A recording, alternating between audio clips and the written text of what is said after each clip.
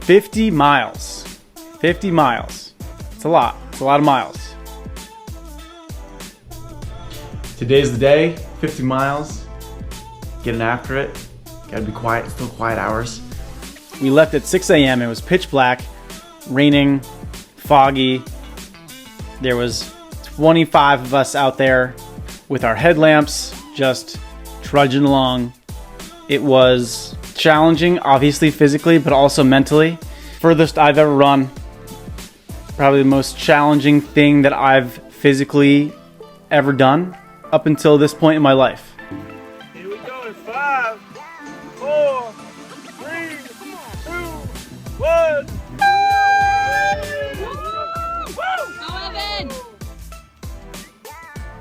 During that race and after that race, I proved to myself that I can do hard things. And that is just another example that I can now go back and reflect on and say, okay, I did that, and now I have the confidence to go out and do even more.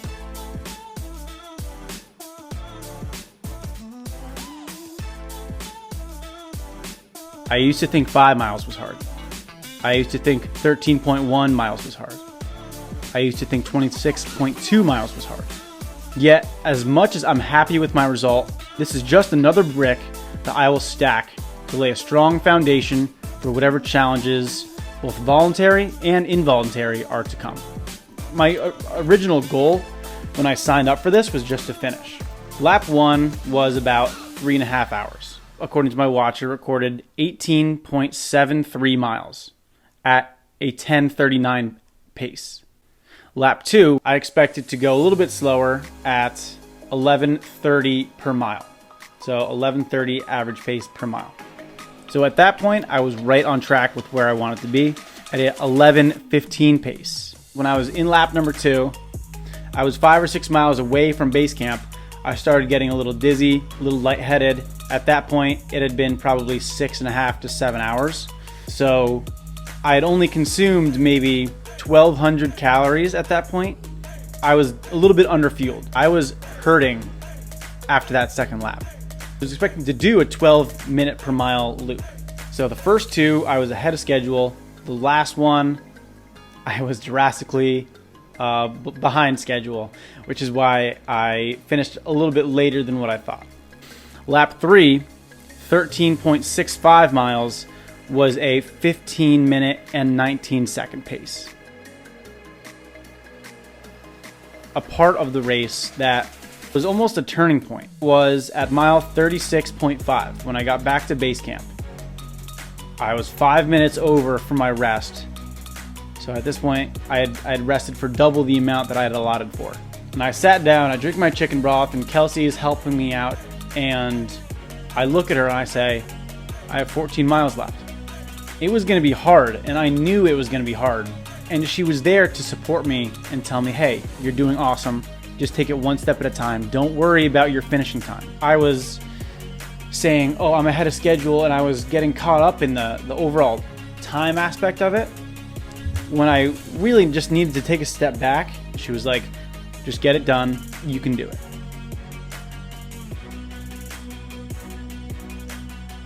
When I was training for my marathon in May, there was a series of questions that I kept asking myself. And these are questions that also help bring you back into reality and focus on the now. Those 3 questions are, where are you, when are you, and what are you? And there are answers to these questions right here, right now, and in this moment. It's all about thinking about this mile or this step, being present. If I'm thinking about that last mile, I could forget about the plan that I've already set out. I could forget to take my energy gels. I could forget to drink my water. I could forget to pace myself and just go out too fast. You know, for 10 hours and 40 minutes, you were out there. What was going through your head when you were running 50 miles? It was Kelsey's words in my head of, Don't worry about the finishing time. It was those 3 questions. And then there was also another that I kept thinking to myself. One step forwards is another step closer. Again, bringing it back down into perspective, right? If I can just take one step, whether it's a run, whether it's a walk, I'm going to be closer than where I was just a couple minutes ago, or just one step ago. Building and building and building. Consistency compounds, right? The more consistent that you can be doing hard things, the higher up you'll be able to stack those bricks. One step forwards is another step closer.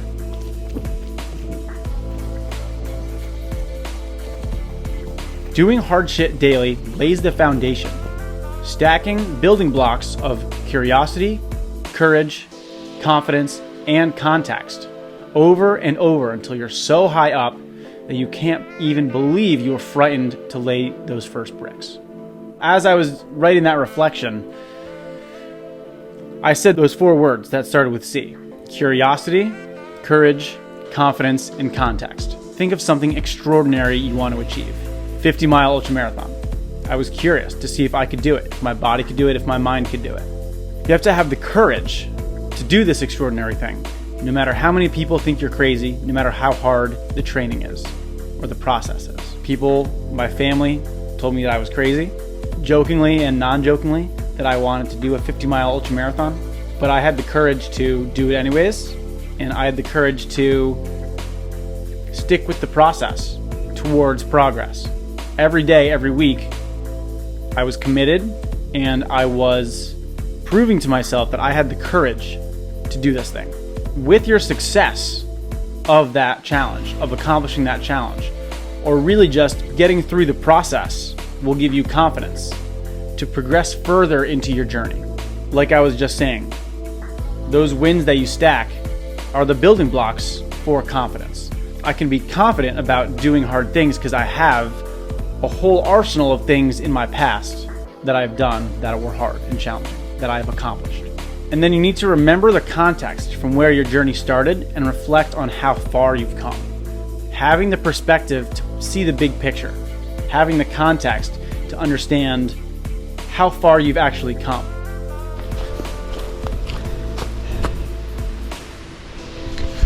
So, I have unofficially hit 50 miles on this run. Man, it's been 10 hours and 24 minutes. I am ready to be done. Let's keep going, finish strong. Most important miles are the last few. So when I finished the race, when I was coming around that last corner, there was an aid station at mile 13. Usually I would take a right from that aid station, go around and do another 4-mile loop to get back to the base camp. But during lap number 3, instead of taking a right to go the extra 4 miles, we took a left and there was only half a mile. So I passed that aid station on the last loop, I go around, I'm running by the river, and the first thing that I see is my dad, his girlfriend, and my dad's dog, Winston. They have a big sign that says, "Go Evan, welcome to the 50-mile club." And for the last maybe 200 feet before I crossed the finish line, I was getting really emotional and really teary-eyed. So seeing that just like made me start getting in my feels and, you know, starting to cry a little bit because of how hard I worked and the fact that I proved to myself that I can do hard shit. The next person that I saw, I actually heard first. It was my girlfriend, Kelsey. She was telling me how strong I looked and that I need to finish strong and that I was doing it and that I did it. Man, what a feeling of love and accomplishment that I got. Kelsey was the first person to greet me. She gave me a big hug, told me how well that I did and how proud of me she was. She actually wasn't the first to greet me. It was my dad's dog, Winston, who came running up and tried hugging me. That was so cute. He was so excited to see me. But Way to go, Evan. After I hugged Kelsey, she told me how awesome that I did. The race director came up, shook my hand, told me that I did an awesome job, asked me how I was feeling. He gave me my medal, he gave me my water bottle, and I had completed my first 50-mile ultra marathon. I am now an ultra marathoner.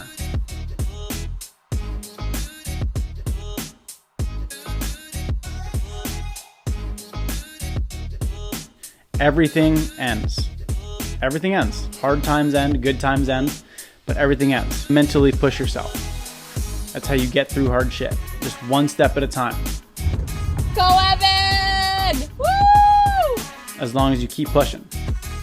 One step forwards is another step closer. Where are you? When are you? And what are you? Right here, right now, and in this moment. And then forget about the time, forget about the end goals, just focus on the now. Do hard shit and fall in love with the process towards progress. All showered up, I am getting warm. We just ordered dinner. I'm gonna have a little Jersey Mike sub as a snack. Talk to you guys later. Peace out.